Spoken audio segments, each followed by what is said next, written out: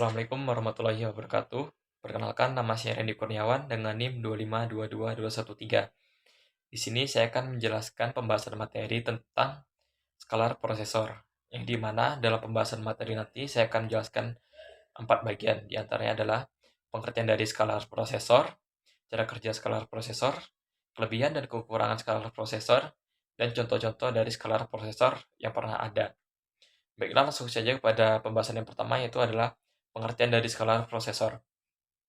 Skalar prosesor adalah suatu jenis pemrosesan pusat ataupun yang dikenal dengan CPU yang dirancang ataupun dibuat untuk menjalankan suatu instruksi secara berurutan dan satu persatu, di mana ia hanya mampu menjalankan suatu instruksi pada suatu waktu. Dan instruksi-instruksi tersebut dapat dijalankan berdasarkan urutan dalam program yang telah diberikan sebelumnya. Dan biasanya dalam skala prosesor ini terdapat dua komponen yang umum dikenal. Komponen yang pertama adalah unit kendali ataupun control unit, di mana control unit ini bertanggung jawab untuk mengambil instruksi dari memori utama, mendekodikannya, serta mengatur eksekusi dalam suatu instruksi tersebut. Yang selanjutnya adalah algoritma logical unit atau ALU, di mana ALU ini berfungsi ataupun bertanggung jawab untuk memberikan operasi aritmatika dasar, seperti pembagian, perkalian, pengurangan, ataupun penjumlahan berdasarkan instruksi yang telah diberikan. Baiklah, selanjutnya adalah cara kerja dari skalar prosesor. Cara kerja skalar prosesor umumnya terbagi menjadi dalam 4 bagian. Yang pertama adalah fetch ataupun pengambilan, di mana skalar prosesor ini mengambil instruksi dari memori utama, yang biasanya instruksi ini tersimpan dalam area memori yang disebut cache instruksi, untuk memudahkannya ataupun mempercepat proses pengambilan oleh skalar prosesor itu sendiri. Selanjutnya adalah decode atau pemdekoderan.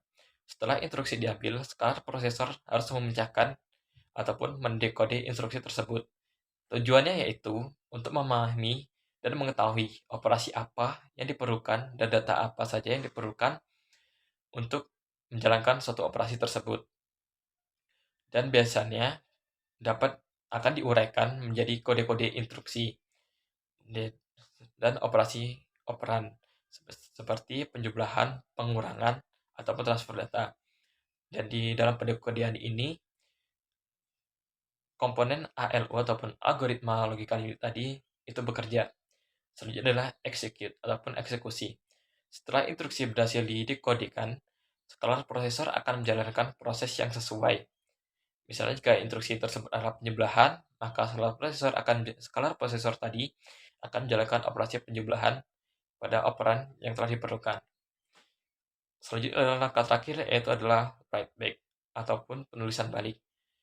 Setelah eksekusi selesai, hasil dari operasi tersebut akan ditulis kembali ke lokasi memori yang sesuai, seperti memori register ataupun memori utama, yang dimana harus dilakukan secara berurutan.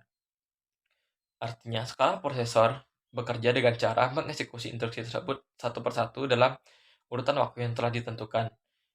Dan urutan waktu ini tidak menentu, baik itu lama ataupun cepat. Skala prosesor ini tidak dapat melakukan pemrosesan secara paralel, di mana ia hanya dapat menginstruksikan suatu instruksi dalam satu waktu tertentu. Dalam beberapa kasus, ada juga skala prosesor yang dapat menggunakan teknik berlinding, di mana teknik berlinding ini adalah memungkinkan beberapa instruksi untuk berada dalam berbagai tahap eksekusi secara bersamaan, ataupun yang dikenal dengan instruksi secara paralel. Selanjutnya adalah kelebihan dan kekurangan dari skalar prosesor. Terdapat beberapa kelebihan dari skalar prosesor ini sendiri. Yang pertama adalah keandalan yang tinggi. Skalar prosesor memiliki desain yang sederhana dan dapat bekerja secara konsisten, karena instruksi yang diberikan harus dieksekusi secara berurutan dan satu persatu, di mana hal ini meminimalisir terjadinya kesalahan dalam melaksanakan eksekusi program. Yang selanjutnya adalah skalar prosesor lebih mudah dikembangkan dan relatif memiliki biaya produksi yang lebih rendah. Yang ketiga adalah kompatibilitas suatu instruksi. Skalar prosesor umumnya dapat menjalankan berbagai jenis instruksi yang diberikan. termasuk instruksi yang dirancang untuk prosesor yang lebih tua ataupun lebih lama, yang dimana skala prosesor juga kompatibel ataupun sangat mendukung terhadap perangkat lunak yang ada, sehingga tidak perlu adanya pembaruan ataupun modifikasi secara luas. Selanjutnya adalah kekurangan dari skala prosesor. Yang pertama adalah keterbatasan paralelisme, di mana skala prosesor tidak mungkin melakukan pekerjaan ataupun mengeksekusi program secara paralel, di mana ia hanya dapat melakukan suatu eksekusi program dalam satu waktu, dan ia tidak dapat melakukan berbagai eksekusi program dalam satu waktu yang telah ditentukan. Selanjutnya adalah yang kedua adalah pembatasan kinerja dan pada tugas-tugas yang kompleks. Skala prosesor tidak koefisien dalam menangani tugas-tugas yang kompleks ataupun membutuhkan waktu yang lebih cepat, karena dalam skala prosesor dalam satu waktu itu dia hanya dapat melaksanakan suatu instruksi. Yang ketiga adalah penggunaan sumber daya yang tidak efisien ataupun tidak menentu. Skala prosesor cenderung menggunakan sumber daya yang tidak menentu. Misalnya saja, jika ada suatu instruksi yang membutuhkan waktu eksekusi yang lama, maka skala prosesor akan menggunakan sumber daya yang relatif cukup besar. Dan ini memungkinkan untuk terjadinya idle time ataupun waktu diam yang menyebabkan tidak produktivitasnya instruksi yang sedang dieksekusi. Yang keempat adalah keterbatasan pada aplikasi paralel. Sama-sama kita ketahui bahwasanya dalam zaman sekarang ini software ataupun aplikasi-aplikasi lain itu sangat tergantung pada aplikasi paralel, yang dimana ia dapat melaksanakan berbagai instruksi dalam satu waktu. Dan sedangkan untuk skala prosesor sendiri sangat jarang dijumpai ataupun ditemukan aplikasi ataupun software yang kompatibel ataupun sesuai dengan CPU tersebut.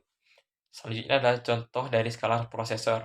Saya akan memberikan beberapa contoh dari skala prosesor yang pernah ada dan masih digunakan sampai sekarang. Di mana contoh-contoh yang saya ambil ini adalah terdapat 3 perusahaan besar yang sangat maju dalam mengembangkan prosesor yang mereka buat. Yang pertama adalah dari perusahaan Intel, di mana Intel mengeluarkan produk pertamanya pada tahun 1978 yang dikenal dengan Intel 8086, di mana ia adalah skala prosesor 16 bit pertama populer digunakan dalam komputer pada PC ataupun PC tahap awal.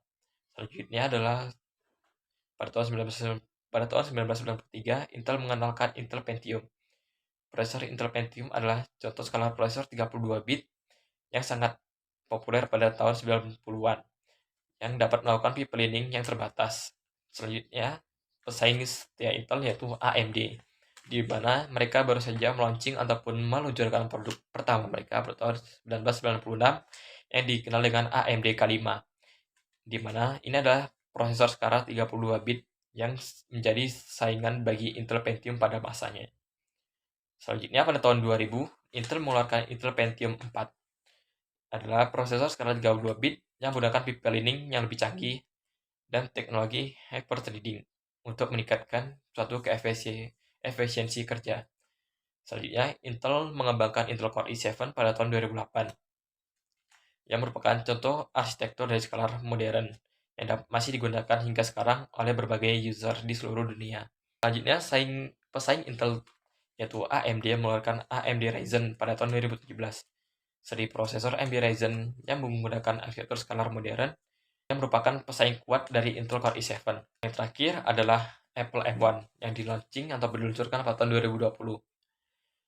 Apple M1 adalah prosesor yang dirancang khusus oleh perusahaan Apple untuk perangkat Mac mereka sendiri, yang dimana memiliki inti CPU dan GPU yang kuat untuk kinerja yang lebih tinggi dan daya yang lebih efisien. Contoh di atas merupakan sebagian dari beberapa contoh skala prosesor yang ada, yang mungkin masih dapat ditemui pada zaman sekarang, di mana pada zaman modern sekarang ini sistem komputasi ataupun sistem komputer terus mengalami perkembangan, terutama pada CPU.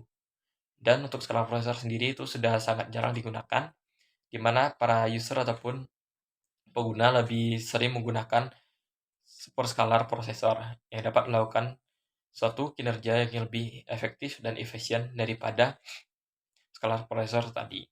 Baiklah, mungkin sekian pembahasan materi dari saya. Apabila terdapat segala kekurangan maupun kesalahan, saya mohon maaf. Wassalamualaikum warahmatullahi wabarakatuh.